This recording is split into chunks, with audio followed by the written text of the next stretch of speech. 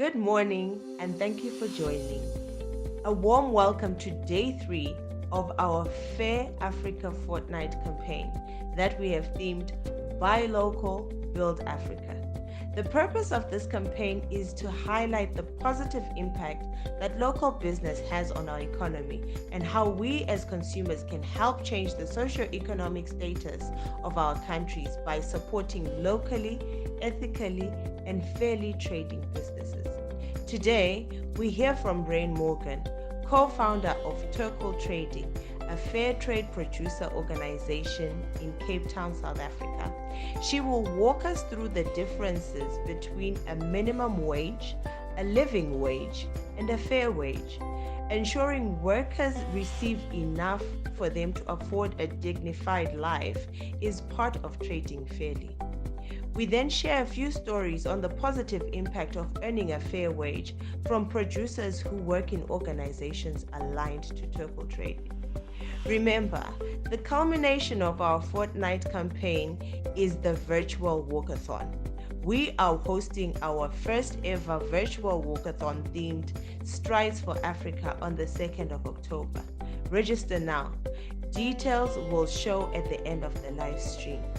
Add your voice to the cause to support local businesses and build Africa's economies. Enjoy.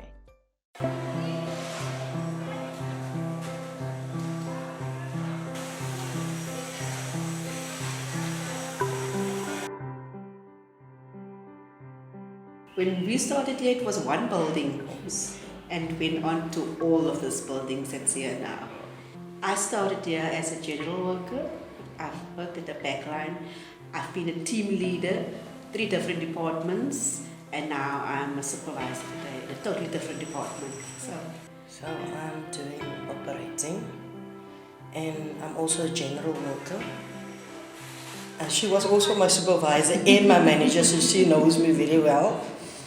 I love to do my work, and do work here for many years now, and I can't say that I had a problem or what else. Well, I enjoy everything. I've been everywhere except in the mixing room and dispatch. So I've worked everywhere thus far. I just moved this year, the 14th of Jan. I moved to online production.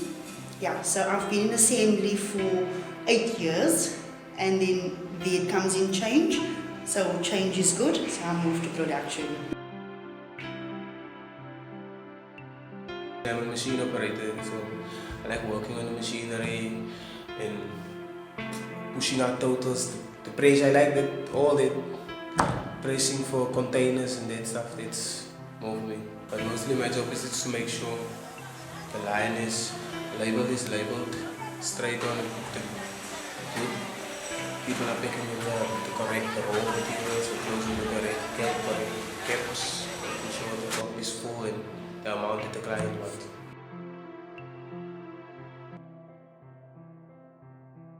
I started off as a general worker. Was in the factory, used to pack pallets and stack boxes, and just moved my way up. At the moment I'm a team leader here, so I am in charge of my mixing team and mixing staff. My favorite thing is the learning experience, because I was in the similar industry, also in the mixing, because I'm in the mixing department, and it broadens my knowledge.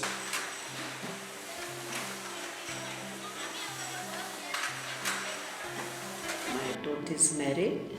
She is 20 years old, she's married, and she's working now in a Form Express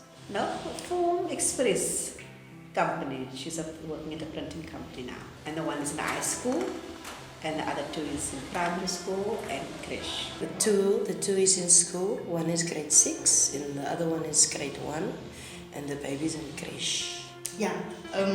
I have 2. So they using the trust. Okay, one is 13 and the other one is 3. So 13, the one of 13 has been using it all the years, whenever I started in 2008. So ever since that time, she has been using it. I have a daughter. She's turned 5 the 25th of January. She is at Chris at the moment because actually, yeah, she's been there. She's been there from the age of 1. She just turned 1 year, and she's been there. By that time, Peter was already giving us the fees. Yes. Basically, that money actually helps with the schooling, because from that money we can still afford to buy like extra requirements work, because they need requirements also. Yeah, that helps very much.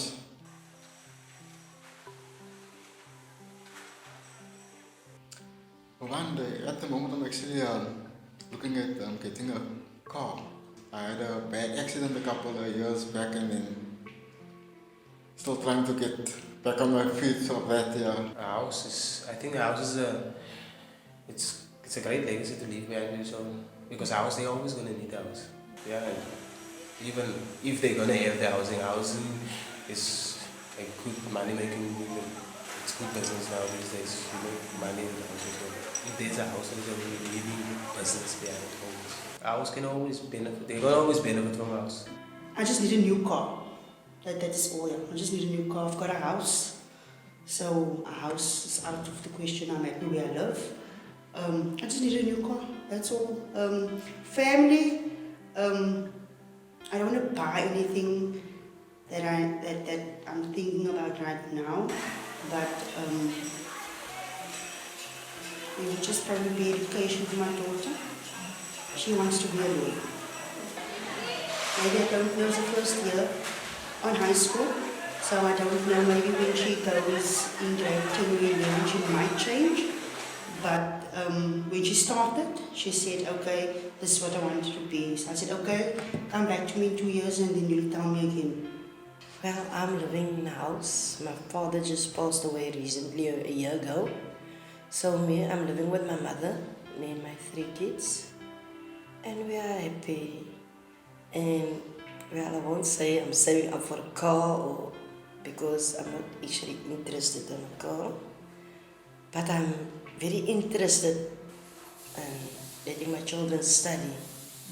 So I'm using that money that I have left over and use it to put away the trust fund for them. Because the one already said to me, "Ma, I want to be a pilot." So I said, "Why a pilot? It's so dangerous." Then he said to me, "No, you can't tell me. That's what I want to learn. Because I want to buy you a big house with a Mini Cooper, and it stays a Mini Cooper." Now I'm asking him, "Why you want to buy me a Mini Cooper?" "Because why? It will fit you nice. And then I'll buy us a house with a big pool." And I said, "Okay, fine. Let's claim it and say that." And the girl said also she wants to be a doctor. "I want to be a doctor." So I asked her, "Do you know how long is it to study?" Then she said to me, "About 7 years. She's only 7 years old, but she tells me, "So you need a lot of money to let me study." So I say, "Well, we'll see what we can do in the future."